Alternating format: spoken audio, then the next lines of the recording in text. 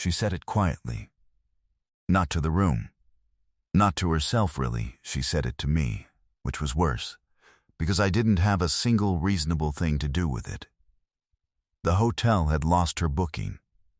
There was one room left, one bed. I had offered to sleep in the car, and she had said no.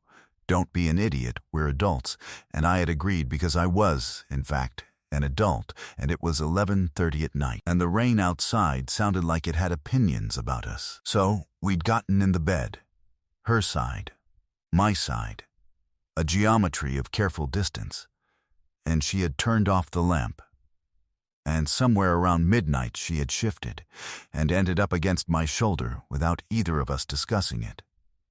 And she had said, softly, like a thing she'd been thinking for a while, without meaning to say out loud, "Stay like this." I did. That is the part I never quite figured out how to explain. My name is Daniel Marsh. I'm 34. I do logistics for a mid-size manufacturing company, which means I spend most of my professional life making sure things arrive where they're supposed to, on time, without breaking. I am reasonably good at it. I am less good, it turns out, at applying that skill to my personal life. Nora Callahan had been part of my professional life for 2 years before she became part of anything else. She was a project coordinator on the supplier side, which technically made us colleagues in the way that neighboring countries are colleagues, which is to say we worked adjacent to each other, occasionally needed things from each other, and had a long-standing diplomatic relationship built mostly on mutual suspicion and very good emails. She was not what I expected the first time we video called. I had built a mental image from her communication style, efficient, precise, slightly clipped, and imagined someone who matched it. What I got instead was a woman who had a small ceramic cactus on her desk that she clearly found funny, who took notes with a mechanical pencil that had a tiny rubber duck on the end, and who, when I pointed out a significant error in a delivery timeline she had sent me, said, "Oh, you're one of those." Which was not a compliment. Which was also, somehow, not an insult. Just a category she placed me in and moved on from. She had dark hair she usually put up in a way that always looked one clip away from coming undone. She had the energy of someone who had been running 10 minutes late her entire life and had made peace with it. She had a laugh she tried not to let happen in professional settings, which meant it appeared sometimes at the ends of sentences in a compressed, contained way that made it worse, not better. We had met in person exactly twice before this trip, once at a supplier summit in Cincinnati that neither of us had wanted to attend, and once at a quarterly review dinner where we had ended up at the same corner of the table for 4 hours, arguing about a shipping cost discrepancy in a way that her regional director later described as concerningly passionate, which, in retrospect, was fair. The third time was the conference in Portland. Her booking got lost. It was raining. There was one bed. I have poor survival instincts around women who argue with me about shipping cost discrepancies. That is not a character trait I am proud of. The conference itself was uneventful. 2 days, standard industry panels, coffee that tasted like it had been brewed during the Clinton administration. Nora and I had arrived on separate flights, checked in separately, presented separately, attended panels in adjacent rooms without coordinating. We were colleagues. We were professional. We were very convincingly fine. On the second evening, there was a networking dinner, and we were both at the end of the bar, not networking with the kind of comfortable synchrony that happens when 2 people have the same opinion about rooms full of strangers. The rain had started.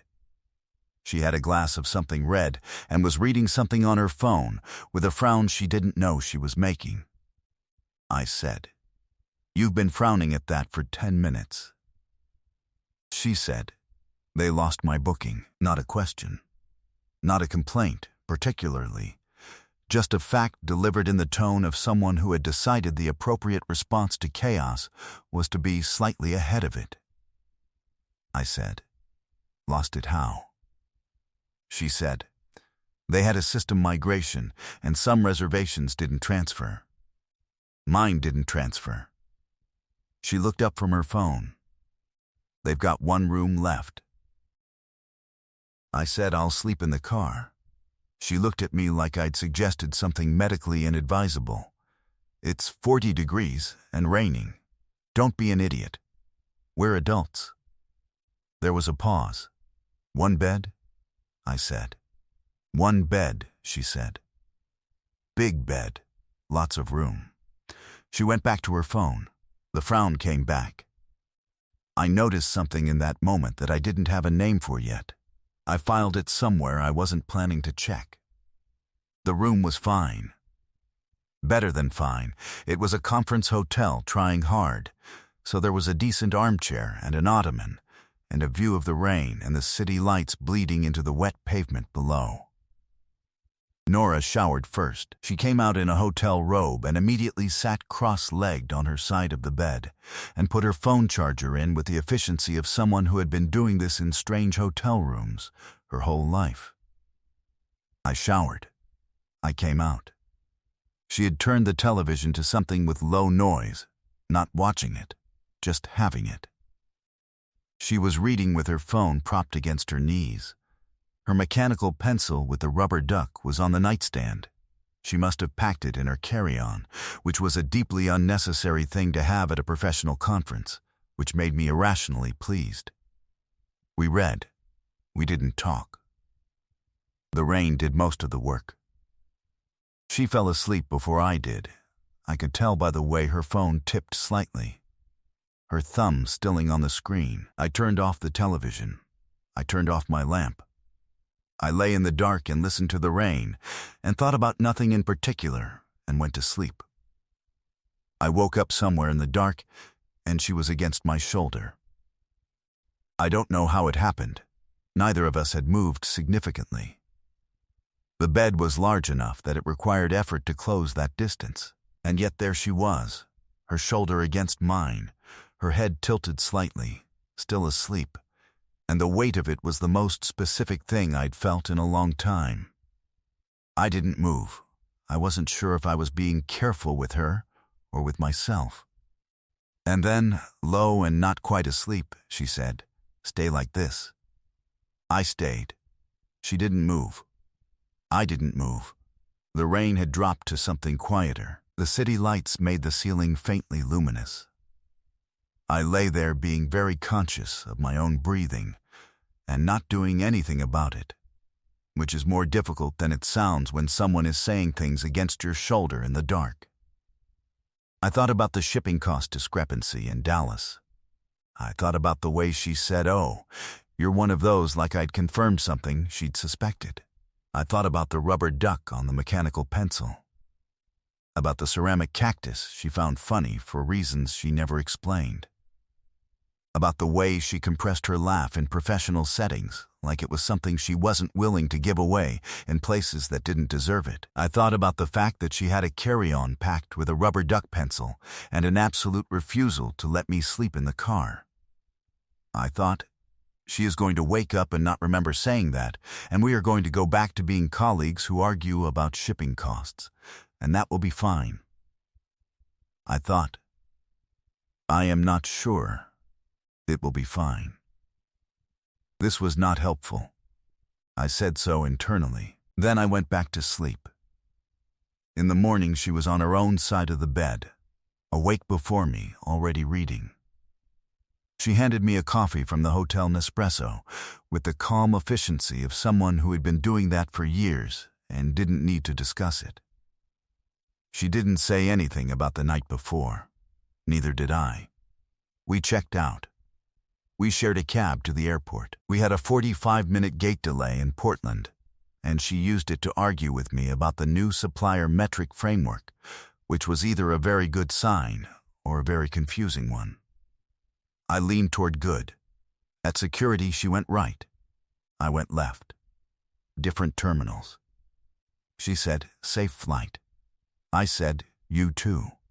Standard, professional. We were colleagues. We were fine. The problem was that I spent the entire 5-hour flight to Chicago thinking about 2 words she said at midnight. I have poor survival instincts. I mentioned that. I thought about calling her. I thought about it for 3 weeks. Here is what I told myself during those 3 weeks. It was proximity. It was rain and a strange bed, and the particular softness of very late at night. People say things in the dark that they don't mean in the day. People lean against shoulders for warmth, not for reasons. She had been tired. I had been reading too much into 2 words from a half-asleep woman who was probably dreaming about rubber duck pencils and supplier metric frameworks, and nothing that had anything to do with me. That was the story I was telling myself. I was aware it was a story. The first email I sent her was about a logistics timeline. She replied within the hour, precise, clear, CC'd to the relevant parties. The second email was about a contract amendment. Same turnaround. Professional, clean. The Nora who sent those emails was the Nora I had known for 2 years, and there was nothing in either message that gave me a foothold.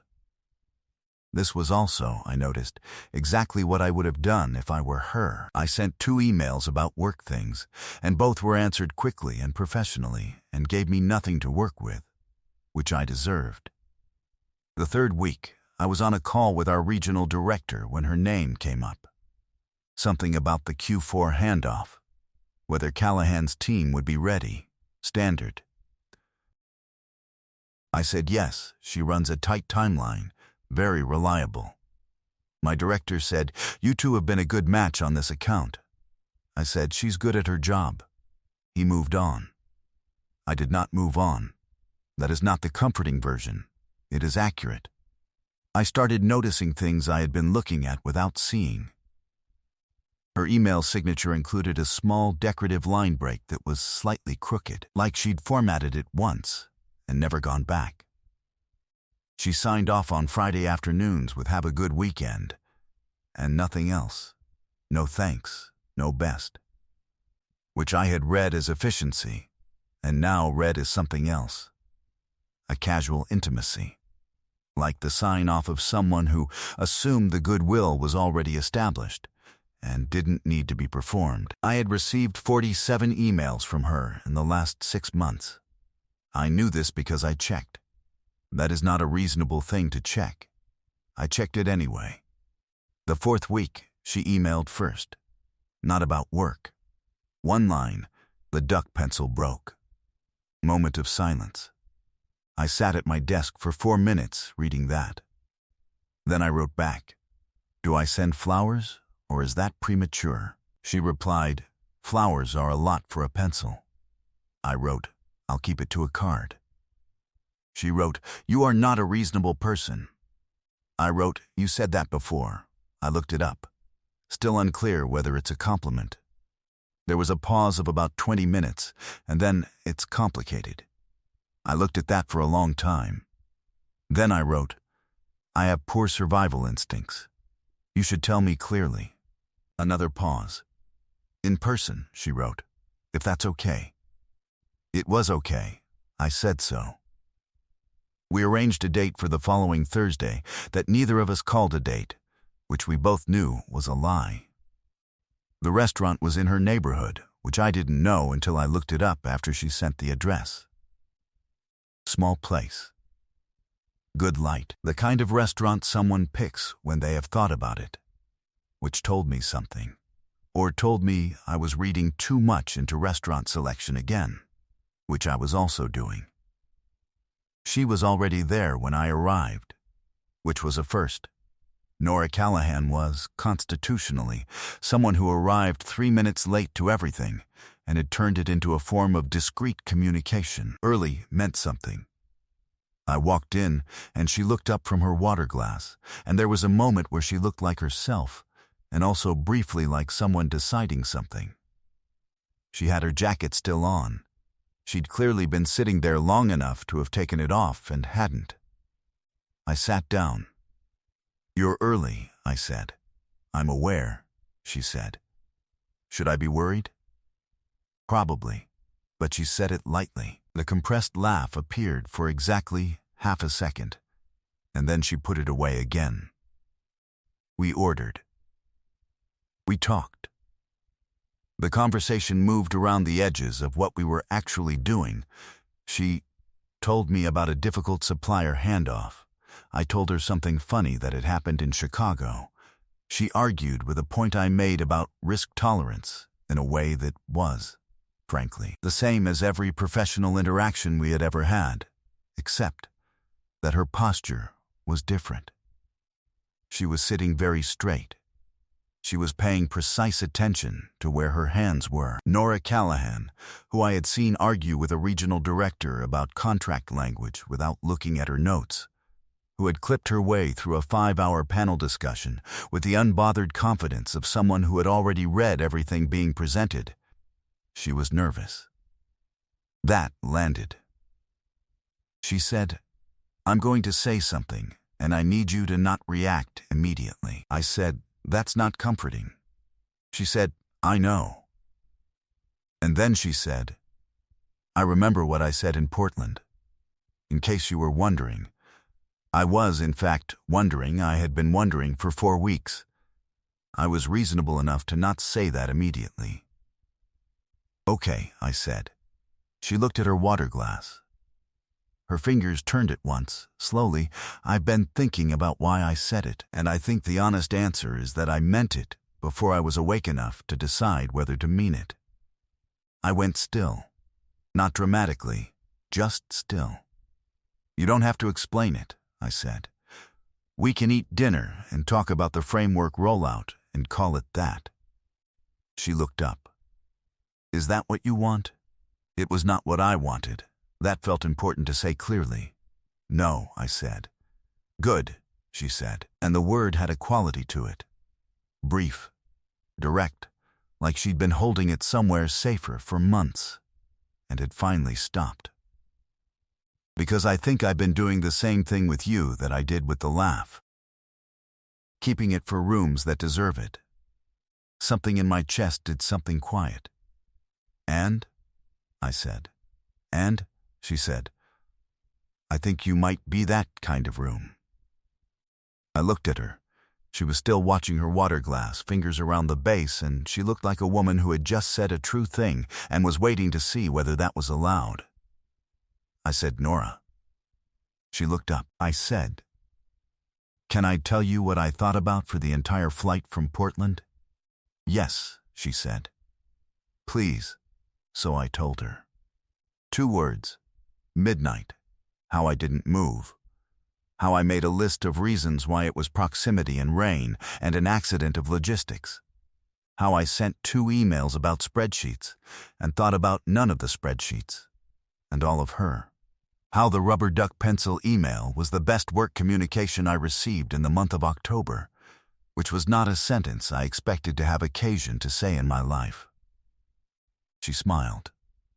Not the compressed version. The real one. It looked like a woman who had finally put down something she'd been carrying for a while, and I understood, abruptly, that this was what I had been arranging around without quite naming. "You're one of those," she said quietly. "I know," I said. "You mentioned." "I meant it as a compliment," she said. Then, I just didn't say so. I reached across the table. She looked at my hand on the table, and then she put hers over it. Not dramatically, just surely, like she'd been thinking about where it went, and now it was there. The waiter appeared at exactly that moment, as waiters do, read the situation, and made an impressive tactical retreat. We both laughed. Nora's laugh, the real one, made the couple at the next table look over and then smile for reasons they couldn't explain. I think those were the best reasons. 3 months later, she had a key to my apartment. She used it with the frequency and casualness of someone who had never been asked, but had decided, somewhere, that permission was implied. I had not argued. My domestic habits had become threatening in the best possible way. I kept her brand of coffee. She kept the good pen she always borrowed from my desk without asking. We had a system. A year after that, we were in a hotel room again. Her family's Christmas trip, a mountain place. Everyone crammed in together, and she and I had the smallest room, and she was sitting cross-legged on the bed, reading exactly like that first night in Portland. The rubber duck pencil replaced by a new one she had decorated with small stickers of increasingly obscure animals that she explained at length and that I pretended not to have memorized. She fell asleep reading again. Phone tipping slightly, I turned off the lamp. Somewhere in the dark she found my shoulder. Neither of us had to say anything. Years later, when people asked us how we met, she always said a shipping cost discrepancy, which was true, and told them nothing. When they pressed, she said, a hotel lost my booking, which was also true. What she didn't say, and what I didn't correct, was that the hotel losing her booking was the least of it. The thing was the rain, the dark, the fact that she had packed the rubber duck pencil for a professional conference and never thought to explain why. The fact that she said stay like this before she was awake enough to be careful about it. I had always had poor survival instincts around that kind of honesty. I had learned eventually to consider it a strength